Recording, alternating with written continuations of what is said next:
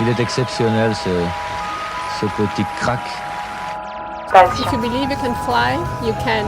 So it was kind of inspiring me, to say I can fly today. And that's the way I rode light, like I would have wings and I could fly. Mon père, il achète beaucoup de chevaux en France. Donc, mon meilleur chevaux sont toujours des chevaux français. Compétition.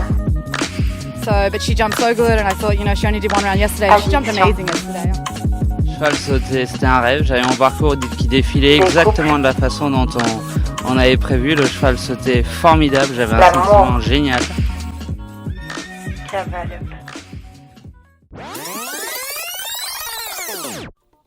Hello! Aujourd'hui, c'est le dévoilement du 5e épisode où j'ai rencontré Aurélien Lafargue. Il est aujourd'hui le président de l'association Génétique Anglo et était auparavant le président du syndicat des éleveurs d'anglo-arabes et de chevaux de sport de Lot-et-Garonne. Afin de vous éclairer, Génétique Anglo est une association créée en 2015 avec la volonté de faciliter l'accès et l'évolution de la race anglo-arabe en France. Cette belle aventure est d'ailleurs née grâce à l'étalon performeur Nathan Delatour, à la suite de sa mise en vente lors de la clôture des haras nationaux sur la partie élevage. De nombreux éleveurs, ainsi que la future équipe de Génétique Anglo et Aurélien Lafargue, se sont alors réunis avec le souhait de l'acquérir afin de valoriser cette race en France. Avec Aurélien, nous avons échangé sur le sujet de l'association, les événements qu'elle crée et organise, mais aussi sur la race et les caractéristiques qu'elle peut apporter dans les croisements. Je vous laisse bénéficier de ce riche échange, espérant vous apporter de nombreuses connaissances sur l'anglo-arabe qui méritent d'être mises en avant. Bel épisode à vous et on se retrouve tout à l'heure. Bonjour Aurélien. Bonjour Marwan. Aujourd'hui, l'objectif de notre échange va être de découvrir Génétique Anglo et d'en comprendre le fonctionnement et la valeur ajoutée que vous apportez au sein du cheptel équin. Pouvez-vous vous présenter et nous décrire votre parcours ? Donc aujourd'hui, je suis éleveur de chevaux de race anglo-arabe à vocation sport dans le sud-ouest de la France, en Nouvelle-Aquitaine et plus précisément en Lot-et-Garonne, entre Bordeaux et Toulouse, donc idéalement situé au centre du sud-ouest de la France. Je suis président des éleveurs de l'association départementale de Lot-et-Garonne pour les chevaux de sport également de Nouvelle-Aquitaine et depuis 2015 président de Génétique Anglo. D'accord. Tout d'abord, j'aimerais savoir ce qui vous plaît dans la race anglo.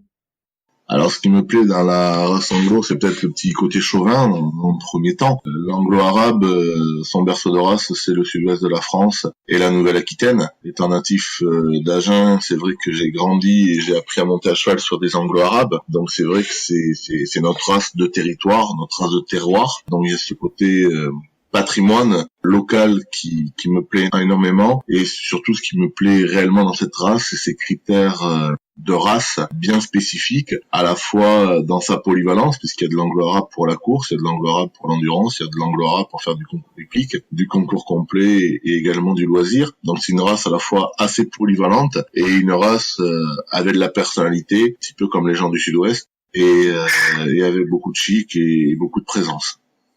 D'accord. Du coup, pour rebondir à ce que vous disiez avec la polyvalence, plus spécifiquement, dans quelle discipline trouvez-vous que la race est la plus adaptée ?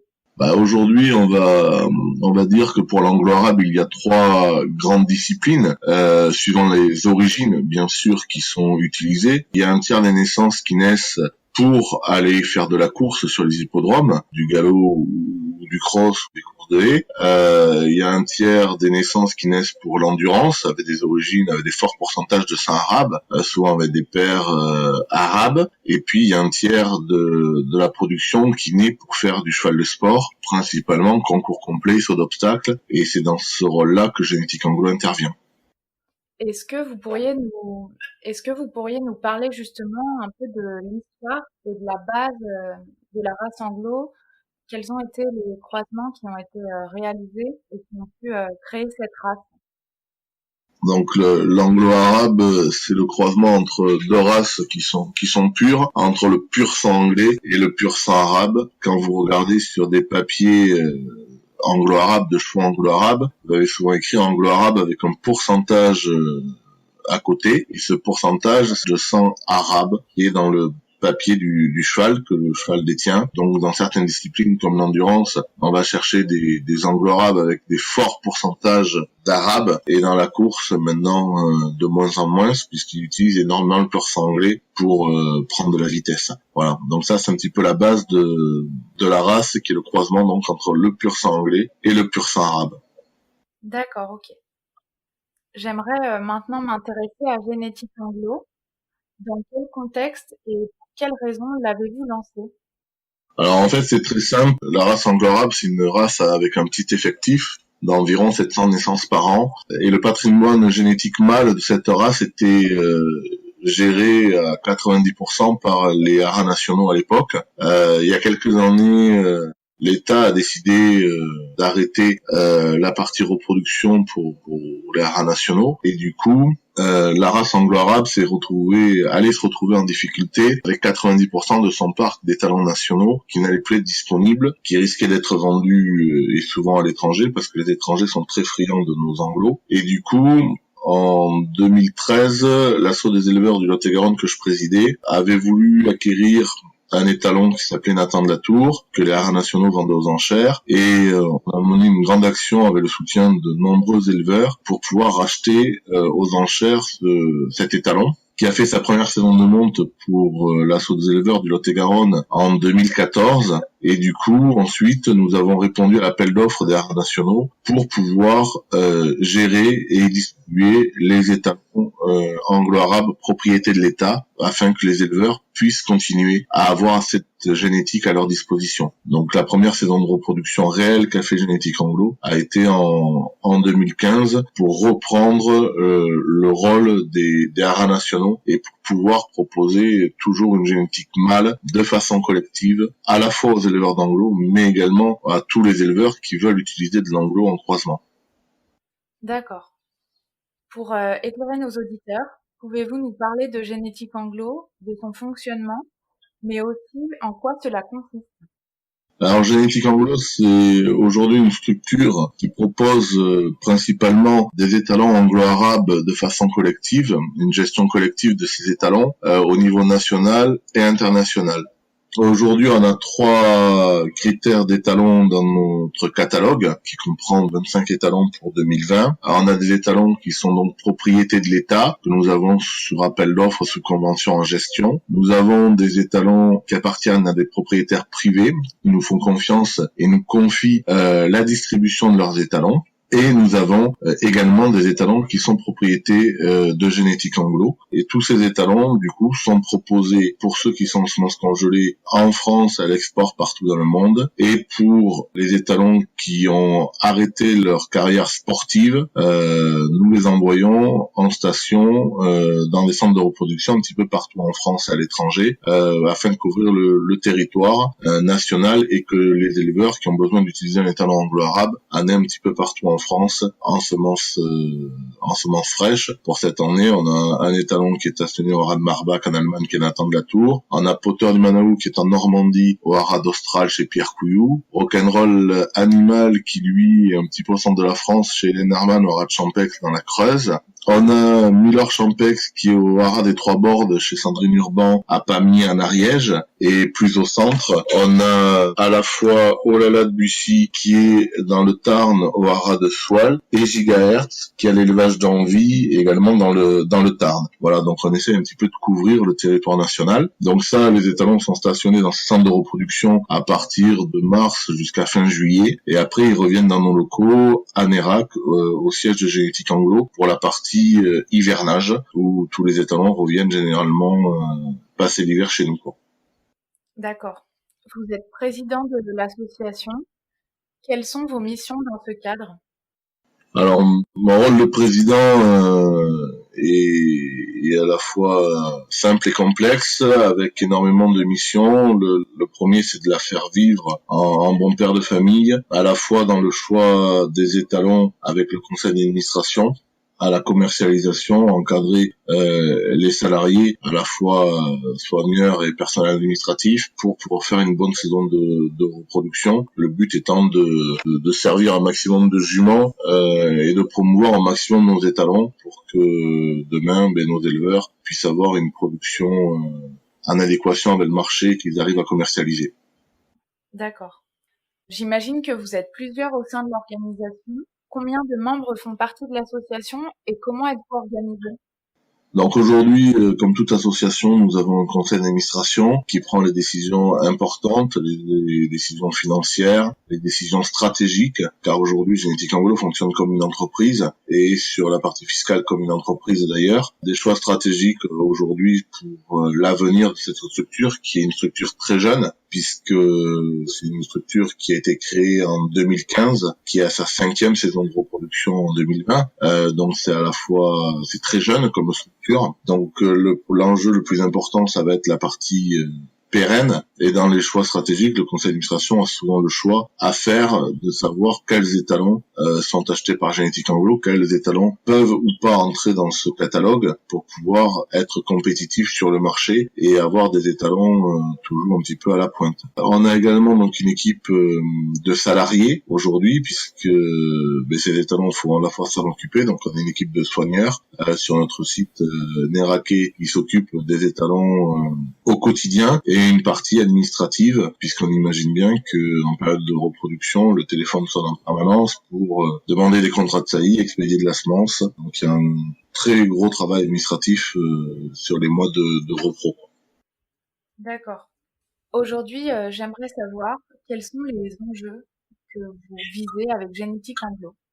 Les enjeux de Génétique Anglo, c'est des enjeux où il faut en permanence qu'on soit en instant de veille pour savoir quels sont les étalons anglo-arabes ou issus d'anglo-arabes qui sont disponibles sur le marché afin de pouvoir les proposer dans notre catalogue, et avoir des étalons à la mode également pour pouvoir que nos éleveurs, quand ils ont des poulains de nos étalons, puissent les commercialiser facilement. Donc il y a un vrai enjeu stratégique aujourd'hui dans le choix des étalons pour chaque saison de reproduction, et un enjeu bien sûr toujours économique où il faut que cette structure-là s'équilibre sur chaque exercice afin de pouvoir rester viable sur le long terme.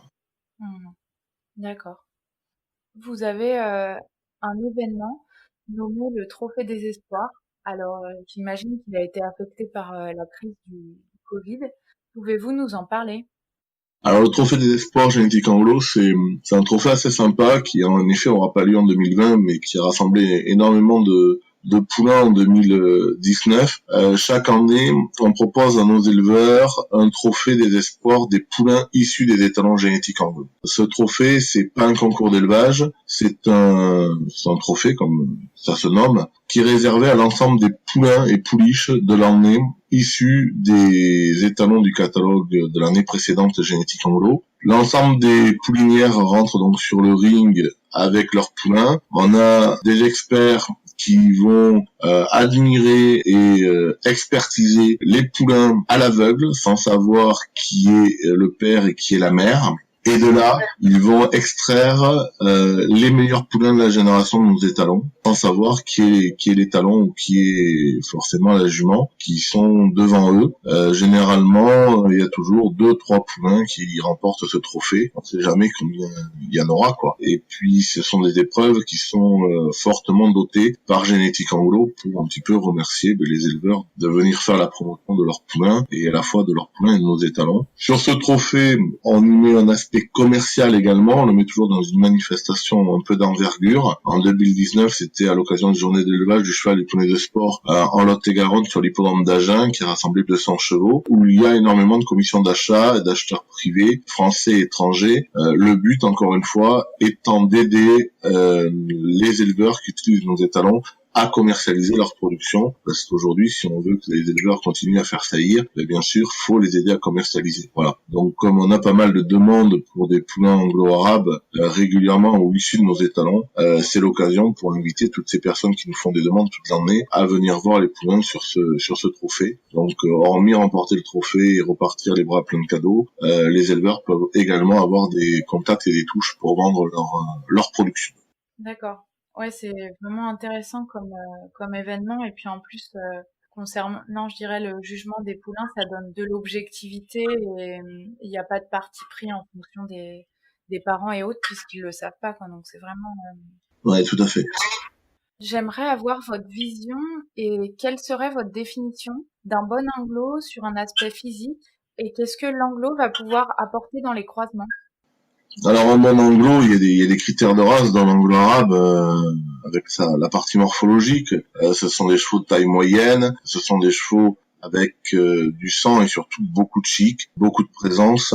Aujourd'hui, l'anglo arabe, c'est en effet un cheval dont des talons, ça y est, bien sûr, en race pure, mais énormément en croisement. Aujourd'hui, on a plusieurs types d'anglos. On a des anglos avec du sang chaud, des anglos avec du sang froid. Tous les anglos n'amènent pas du sang, mais la plupart des éleveurs qui viennent faire du croisement avec l'anglo, ils viennent chercher du sang, du réflexe, de l'influx et du chic. Et c'est ce que la majorité de nos étalons apportent, ce sang. Dans le sport, on n'en a jamais assez, il en faut toujours pour faire du sport de haut niveau. Et souvent, les éleveurs qui produisent dans la race sel français et qui souhaitent faire du sel français originel pour remettre du sang sur leur jumenterie lourde normande, ils viennent souvent chercher de l'anglo arabe qui leur permet d'éviter les courants de sang étrangers et de rester en sel français originel. Nos éleveurs normands notamment, qui ont des gros cheptels de poulains chaque année, quand ils utilisent des étalons comme Nathan de la Tour, Quercus du Maury ou Fusien du Défait, ou Cestula de l'Esque, quand ils ont des poulains issus de ces étalons-là dans les lots au milieu des prairies, quand ils ont des acheteurs, qui a un lot de 15 poulains, souvent on leur demande c'est quoi ce poulain? Et c'est souvent l'anglo qu'on demande parce que c'est le cheval c'est le poulain qui a le plus d'influx, le plus de chic, qui a l'œil pétillant et qu'on remarque le plus. À côté d'autres chevaux bien plus à la mode, mais qui ont moins de distinction dans leur production. Donc voilà tout ce que peuvent apporter nos anglo arabes en croisement. D'accord. Ouais, c'est vrai qu'ils sont très, je dirais, stylistiques dans le physique. C'est toujours des beaux chevaux. Exactement. À présent, pourriez-vous nous parler un peu du caractère de l'anglo? Alors le caractère de l'anglo, c'est le sujet toujours un petit peu délicat, dont les détracteurs de la race parlent régulièrement. Aujourd'hui, comme toutes les races, l'anglo arabe a évolué. Les anglo arabes des années 60, 70, 80, qui avaient peur de leur ombre et qui montaient aux arbres, aujourd'hui ça n'existe plus. Les éleveurs ont fait un travail de sélection, il y a moins d'anglo qui naissent par an, et la sélection a été faite aujourd'hui sur l'aptitude sportive bien sûr, tout en gardant un modèle, mais en gardant également des critères très forts sur la partie caractère. C'est aujourd'hui difficilement commercialisable un cheval qui existait dans les années 60-70 complètement branque, et aujourd'hui ça n'existe absolument plus. Nous, dans nos écuries, en hivernage, on n'a que des mâles anglo et on a toute l'année des stagiaires, et ces stagiaires s'occupent des étalons sans aucun problème. Ce sont des chevaux qui ont des super caractères. Donc aujourd'hui, le sujet du caractère de l'anglo, j'aurais tendance à dire, c'est complètement obsolète. C'est comme dire que le sel français est un gros cheval lourd sans un flux de sang. C'est pareil, ça n'existe plus. Non, c'est vrai qu'il y a une telle évolution dans les races que ce qui était valable avant les de moins en moins, quoi. Exactement. Au fil du temps, du coup, pour revenir à ce qu'on disait avant, avez-vous vu une évolution dans les croisements et les goûts recherchés? Alors oui, bien sûr, on a vu des évolutions dans les croisements, c'est un petit peu ce qu'on disait, l'éleveur d'anglo, lui a essayé un petit peu de garder de la taille ou de redonner de la taille, de l'épaisseur et de refroidir sa jumenterie bouillonnante, et à contrario, l'éleveur qui fait du croisement, lui va venir chercher des chevaux avec de l'influx, du réflexe, du génie de la barre, du chic. Donc on voit bien sûr des évolutions dans les croisements et surtout des évolutions pour que les poulains soient compétitifs sur le marché du cheval de sport. Donc ça on le voit régulièrement tous les jours, et c'est très marrant quand on fait une analyse de fin de saison de reproduction. On voit la qualité de la jumenterie qui vient à nos étalons en croisement. Il y a des éleveurs qui osent vraiment faire des choses très intéressantes et qui ont des super résultats après sportivement quelques années plus tard, puisque en fait nos premiers poulains qui ont été faits avec génétique anglo, c'est les montes 2014, donc on est quand même sur des jeunes générations, mais on voit qu'il y a des chevaux qui commencent à percer dans les années de jeunes chevaux, et c'est toujours super intéressant pour les éleveurs dans les croisements qu'ils ont fait, quoi. Ouais, ça doit être génial, notamment pour vous qui êtes précurseur de cette association, de pouvoir voir que ça fonctionne et que le résultat est concluant.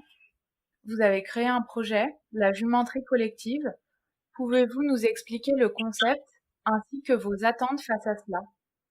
Donc en 2019, on a créé cette jumenterie collective génétique anglo. En fait, on s'est rendu compte que le nombre de naissances d'anglo-arabes pour le sport en race pure a diminué d'année en année et était inférieur à 100 naissances chez les éleveurs privés. Et quand je parle de naissances en race pure, ce sont des poulains exempts de courant de sang sel français ou de courant de sang étranger, qui est l'anglo-arabe de croisement. Du coup, nous on a quand même un objectif, c'est de pérenniser notre structure et d'avoir des futurs étalons en race pure. Pour pouvoir produire ces chevaux en race pure, on a tiré la sonnette d'alarme en disant que les juments qui avaient de la qualité prenaient de plus en plus d'âge. Elles produisaient pas forcément en race pure ou elles étaient oubliées dans des prés. Elles produisaient en sel français, en poney, en chevaux étrangers. Et c'était vraiment dommage aujourd'hui de pas profiter de ces juments pour qu'elles produisent en race pure. Et nous, on nous proposait souvent des juments, et c'était pas notre boulot de s'occuper des juments, et à chaque fois qu'on les faisait racheter ou récupérer à des éleveurs privés, certains faisaient un anglo la première année, puis l'année d'après,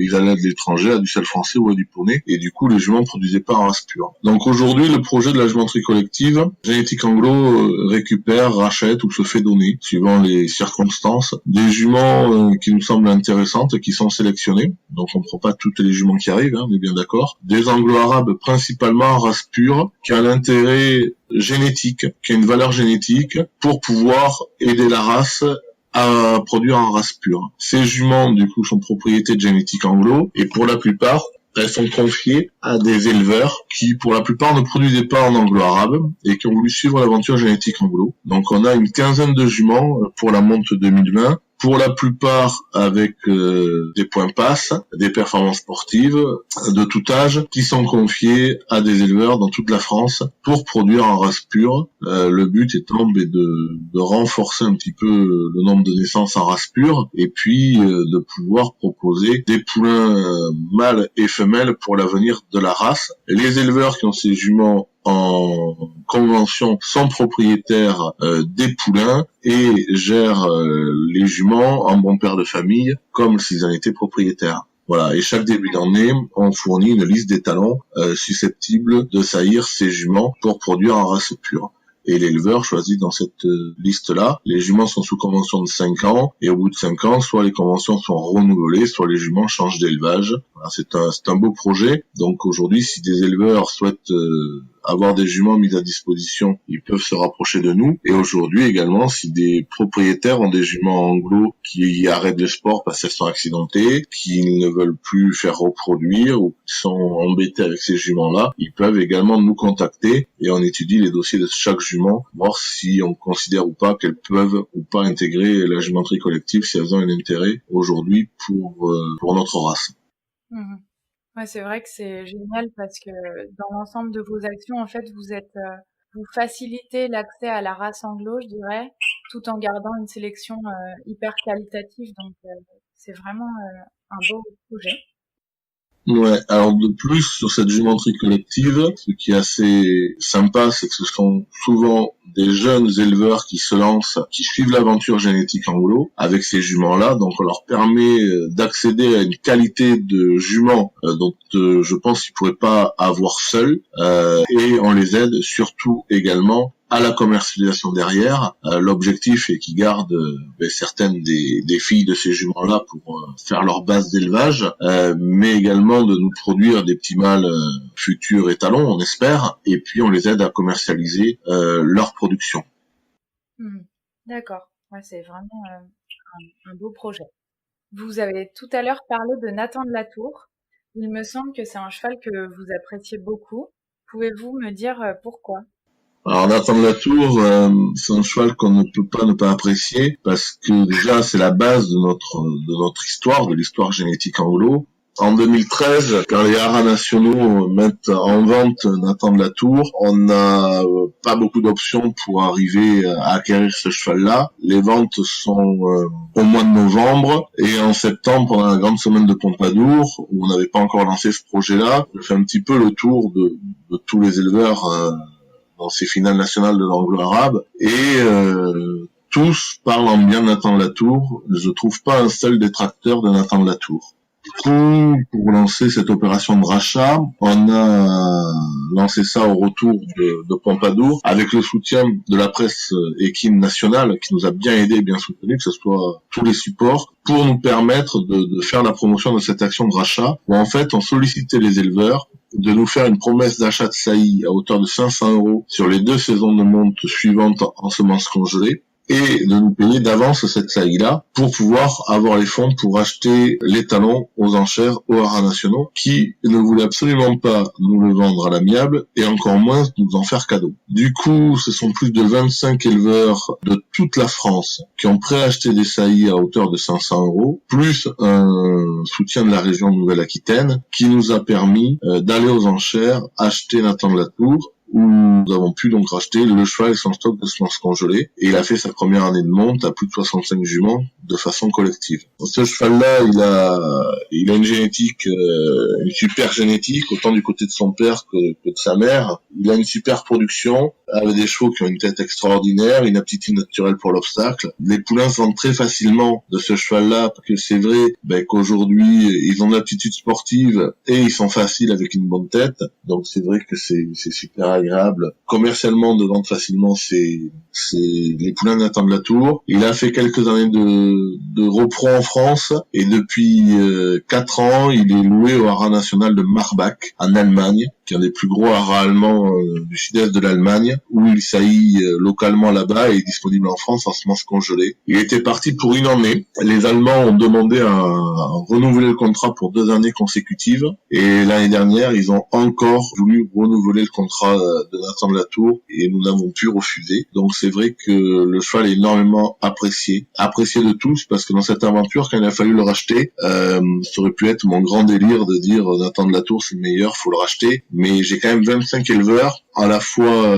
d'anglo, de sel français, et énormément d'éleveurs que je ne connaissais pas spécialement, qui ont préacheté une saillie pour que Nathan de la Tour reste en France à l'époque et soit racheté. Donc ces 25 éleveurs estimaient aussi le cheval pour avoir préacheté des saillies et utiliser le cheval les années suivantes. Donc c'est une belle histoire, c'est la base de génétique anglo, et Nathan de la Tour, je pense, aura de la place dans le cœur de beaucoup de ses parrains marraines qui ont préacheté des saillies, et je pense qu'il leur rend bien un petit peu à tous, parce que je pense en certains éleveurs qui ont eu des résultats en concours d'élevage avec des poulains Nathan de la Tour suite au parrainage, quoi. Donc c'est vrai que ça fait toujours plaisir, quoi. Voilà, donc c'est une belle aventure, et c'est un cheval qui porte très bien son nom, et qui a sa personnalité, et qui est un super cheval.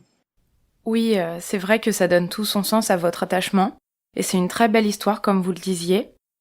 Et de ce fait, le fait qu'il soit présent en Allemagne, est-ce que ce n'est pas pénalisant pour vous ? Alors aujourd'hui, Nathan de la Tour, en Allemagne, fait entre 60 et 80 juments par saison de reproduction, et est disponible en France en semences congelées, avec une très très bonne qualité de semences. Donc aujourd'hui, les éleveurs français sont absolument pas pénalisés, parce que le cheval, il est disponible à un petit prix en congelé en France, et fait un volume de juments en Allemagne. Quand il fait une saison en 80 juments en Allemagne, il les ferait pas en France. Donc c'est pas spécialement pénalisant. Moi je trouve que c'est plutôt valorisant d'avoir ce cheval-là dans un des plus gros haras allemands, qui est le haras de Marbach, où il a eu pas mal d'agréments dans certains studios comme le Trakehner, etc. en Allemagne pour pouvoir produire. C'est plus que valorisant. Et ces éleveurs qui sont pour beaucoup des exemples en Allemagne, concrètement, chaque année ils renouvellent parce que le cheval produit top, et qui veulent le garder un maximum en Allemagne. Et à un moment donné, on va bien être obligé de le ramener. Donc en 2021, on espère qu'on va ramener le cheval en France pour qu'il puisse revenir sur ses terres, quoi. Mais c'est vrai que chaque année, il faut un maximum pour le garder, parce qu'en production, il produit top, et qu'il a énormément de demandes là-bas. On n'a pas beaucoup d'anglos en France qui font 60-80 juments. Bien sûr. D'accord. Vous proposez aujourd'hui 24 étalons à l'insémination. Quels sont les critères de sélection sur vos étalons ? Alors, en effet, on a un catalogue assez étoffé avec 24 étalons pour cette saison 2020. Le but étant de répondre à notre clientèle pour pouvoir produire des chevaux de sport modernes. Dans les critères principaux, c'est que déjà les étalons produisent en race anglo-arabe ou choix de race anglo-arabe. Ça, c'est à peu près primordial. Donc aujourd'hui, on va rechercher des étalons performeurs, des étalons qui ont génétiquement des choses intéressantes à apporter, des étalons qui ont une production. Et on va également chercher pour la race pure de la diversité génétique, car comme tous les Sudbooks, dans les races pures, ça tourne des fois un petit peu en rond. Donc c'est vrai que, après on essaye d'apporter quelques originalités aussi avec certains étalons. Voilà. Donc on a un catalogue assez étoffé, avec de la jeune génétique. Cette année, dans les étalons qui sont rentrés en 2020, on peut en parler un petit peu. On a rentré le jeune Gulliver Champex, qui est un fils de l'étalon Ypsilon qu'on a également au catalogue, avec une touche très sérieuse de l'élevage de Len Herman. C'est le seul anglo qui a été agréé au Sudbooksel français en 2019, qui a passé le testage au la main avec des super évaluations de la partie du jury. C'est un cheval d'avenir, donc il nous semblait indispensable d'avoir ce cheval-là au catalogue, et donc on a un partenariat avec le Haras Champex et Len Herman pour pouvoir distribuer et commercialiser cet étalon-là. On a également rentré un cheval qui a fait la demande, qui est Rio des Ganges, qui est un fils d'Orient Dupuis, qui est un cheval qui est en race pure, et qui a 5 ans a couru les championnats du monde des jeunes chevaux à l'Anaken, qui a été finaliste à Fontainebleau à 5 ans, puis au championnat du monde à l'Anaken. C'est pareil, ce cheval-là, on le lance avec Génétique Anglo et ses propriétaires et son cavalier, justement pour apporter des nouveautés et de la jeunesse. Après, on a cette année, dans les nouveautés, dans les achats de Génétique Anglo, il y a un de mes coups de cœur qui est Gigahertz. Gigahertz, c'est un cheval qui a une origine extraordinaire, c'est Kisdolem par le père, Vegas, Fairyland par la mère. C'est la souche de Giralda, Carole de Roche, donc une touche très très très soutenue. Et ce cheval-là est né à la Juventus de Pompadour. Il a eu un petit parcours un petit peu atypique, il a fini sous la selle d'amateur, et c'est un cheval qui a une super tête, un super modèle, du cadre et une vraie aptitude à l'obstacle. Et c'est sa première année de reproduction puisque le cheval n'avait pas encore reproduit. Donc là c'est pareil, c'est vraiment une nouveauté en race pure, en anglo, et puis on amène vraiment des choses top. Et après le cheval qui est un peu la cerise sur le gâteau cette saison, c'est Trésor Mail. Trésor Mail qui est issu d'un des plus beaux élevages normands, qui est un seul français qui a été approuvé à reproduire en anglo-arabe. C'est un fils de Jaguar Mail, avec une super souche, puisque c'est la souche d'I Love You, d'Alligator Fontaine. Un cheval qui est médaille de bronze par équipe aux Jeux des classes mondiaux en complet à Triomphe, avec son cavalier Ciné Dufresne. Et ça, c'est vrai que en croisement sur les juments anglo, c'est un petit peu la nouveauté sportive de l'année. Dans les petites particularités de ce cheval-là en plus, c'est qu'il est homosicote sur le B. Il a un protocole Ciral 5 étoiles, il est indemne de la maladie du poulain fragile. Il a tout pour lui, il a un super modèle. C'est un cheval qui bouge très bien sur le dressage, qui saute divinement bien l'obstacle et qui crosse comme un guerrier. Donc c'est vrai que c'est un super cheval avec beaucoup de charisme. Et je remercie Iris, sa propriétaire, de nous l'avoir confié pour faire la monte cette année, pour pouvoir le distribuer. Et les éleveurs répondent présents sur ce cheval-là, donc ça fait plaisir. Voilà. Donc ça, c'est un peu les 4 nouveautés du catalogue 2020 qui viennent renforcer tous les autres chevaux, les chevaux de Thomas Carly, l'Ypsilon, Sestuia de l'Esque, puis tous les chevaux, toutes les valeurs sûres qu'on a au catalogue, comme Fusain des Fées, Kerkus du Moury, Laurier de R, et puis les Olala de Bussy et Potter du Manaou, qui sont quand même les 2 chevaux un peu aussi à la mode du catalogue actuellement, qui saillissent autant l'un que l'autre énormément de juments cette saison. D'accord. Ouais, c'est vrai que vous avez vraiment un bel échantillon d'étalons, et c'est vraiment bien. Voilà, le but d'avoir un gros panel d'étalons, c'est qu'aujourd'hui, on peut proposer à chaque éleveur, en fonction des critères de sa jument, un cheval, un étalon adapté pour faire un croisement raisonné. On a de la valeur sûre, on a des chevaux avec de la taille, on a des chevaux qui ont moins de taille, on a des chevaux qui vont apporter de l'os, on a des chevaux qui vont apporter de l'influx. Voilà, c'est avec le panel d'étalons que nous avons, aujourd'hui, on peut répondre à tous les croisements qu'on souhaite faire, parce qu'aujourd'hui, tous les étalons se ressemblent pas et tous les anglos se ressemblent pas. Donc, c'est vrai qu'on arrive à faire des plans de croisement avec les éleveurs assez intéressants au vu du nombre d'étalons que nous avons à disposition. Ouais, cette adaptation, enfin la possibilité de s'adapter à chacune des juments, c'est vraiment super pour les éleveurs. Pour conclure, comment voyez-vous l'avenir avec Génétique Anglo et quelles sont vos ambitions ? Alors l'avenir avec Génétique Anglo, l'avenir c'est que On vient de déménager de site, toujours sur Nérac. L'avenir, c'est de pérenniser physiquement Génétique Anglo pour que les étalons soient accueillis en hivernage dans des bonnes conditions, que les salariés travaillent dans des conditions optimales et qu'on arrive à avoir des infrastructures adaptées à nos besoins au quotidien sur du long terme. Ça, c'est la chose indispensable pour que Génétique Anglo se pérennise. Et puis, nos ambitions, c'est de proposer toujours un catalogue chaque saison de monte avec de la nouveauté intéressante pour les éleveurs. Donc, on a un instant de veille permanent pour repérer les futurs étalons de demain et puis pourquoi pas investir sur des petits mâles pour en faire des étalons. Car on se rend compte souvent, les éleveurs d'anglo sont des éleveurs amateurs, castrent très vite leur production et du coup, quand ils arrivent à 3 ans et qu'ils sont formidables, il leur manque ce qui est essentiel pour nous. Ils ont été castrés. Voilà, donc pour une facilité d'élevage. Donc voilà, donc l'idée c'est peut-être aussi sur cette structure de pouvoir élever des petits mâles et valoriser des petits mâles pour en faire pourquoi pas des étalons. D'accord. Bien, je vous souhaite toute la réussite possible avec Génétique Anglo. Merci beaucoup. Nous arrivons au terme de ce podcast. Tout d'abord, ce fut un plaisir pour moi de vous rencontrer et de découvrir Génétique Anglo, et notamment en approfondissant mes connaissances sur la race. Donc c'est très gentil à vous d'avoir accepté mon invitation et je tiens vraiment à vous remercier pour ça. Merci à vous surtout. C'est terminé pour aujourd'hui. J'ai beaucoup apprécié cet échange avec Aurélien qui m'a permis de découvrir Génétique Anglo.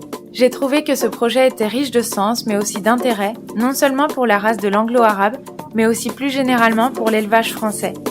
La sélection réalisée sur les étalons, ainsi que l'aide apportée aux éleveurs, est une réelle opportunité pour tout un chacun.